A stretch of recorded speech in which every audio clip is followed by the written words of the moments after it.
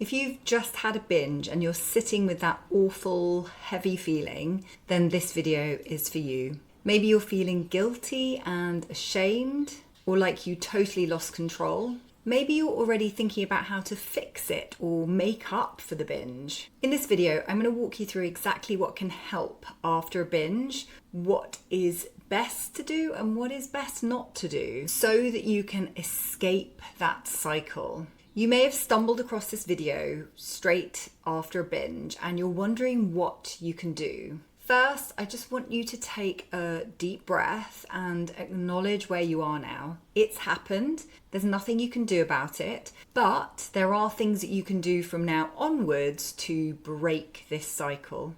And I want you to know that binge eating is common. You're really not alone. It's not a character flaw. It's a pattern. And the good news is that we can change those patterns and habits. So it's really important to know that it's not the binge itself that drives this cycle that you're stuck in. It's actually what you do next. The guilt, the restriction, that shame, that's what can set you up to actually have another binge. So if you want to break the cycle, the very first step is learning how to respond differently. Quick side note here, that's exactly what I teach in my binge-free method. It walks you through the exact steps to help you interrupt that binge restrict cycle and respond to yourself in a way that actually moves you forward.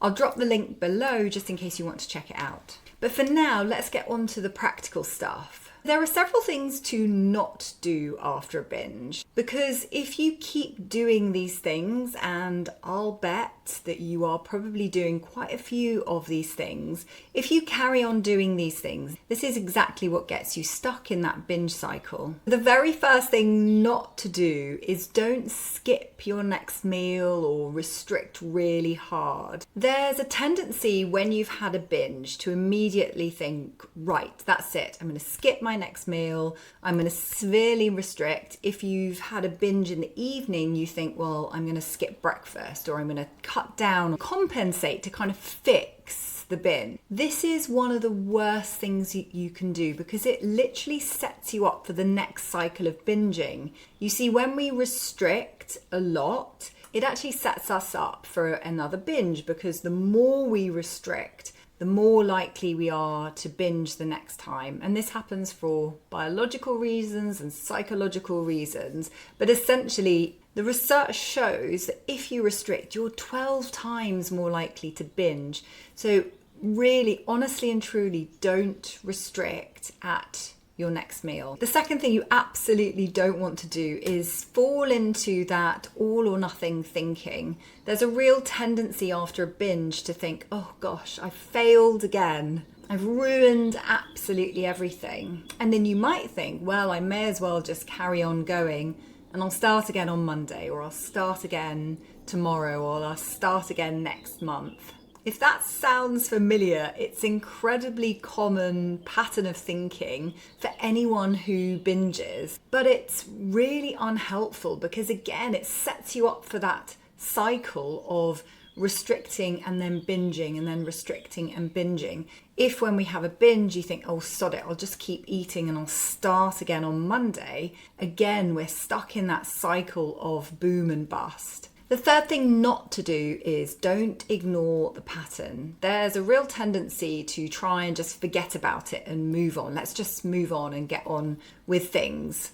And I totally understand that impulse, but I really encourage my clients to look at binges as a learning event. So you want to be able to look at it with a very neutral observer mindset and think, well, what led up to it? What was going on at the time that meant that I was binging? So in some ways, what we're trying to do here is uncover the triggers. Were you super hungry? Had you had a very stressful day at work? Did you have a fight with someone? Was something else going on that led to the binge itself? If we just ignore it, then we're kind of losing quite valuable information. So actually changing your mindset a little bit and thinking, well, what is this binge trying to tell me, can really help you going forward. So those are 3 things not to do after a binge. Now I want to share some practical things that you can do after a binge.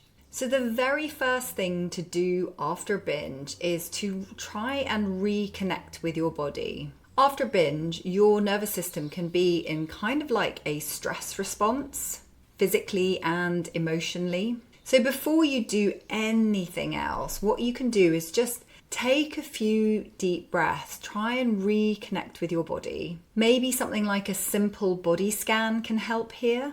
Just noticing any sensations without judging. Now, with everything I recommend, aiming to use that neutral observer perspective, we want to try and stop our critical voice coming out and use that neutral observer to come back into your body. If available to you, going for a walk can really help. So just walking it out round the block even, or maybe doing some stretches, but something that helps you reconnect with your body can be really helpful. The second thing I recommend is returning to regular eating. So previously I said that there is this tendency to restrict, but that can set you back into that restrict-binge cycle.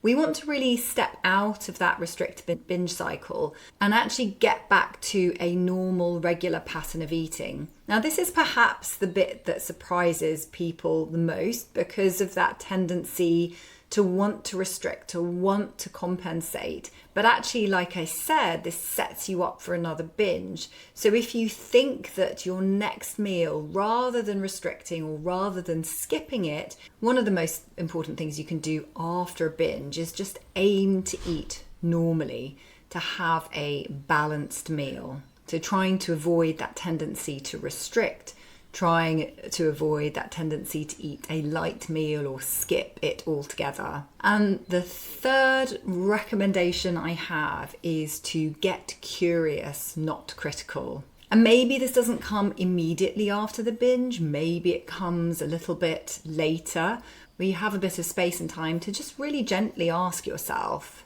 what was going on before that binge? Were you stressed? Were you hungry? Were you eating on autopilot, or was it emotional eating? Thinking about yourself as a neutral observer, almost like a scientist trying to collect objective data without getting emotionally tangled up into it. That information is so useful, and it will, over time, help you understand your patterns of what's going on. So I hope you found those tips helpful.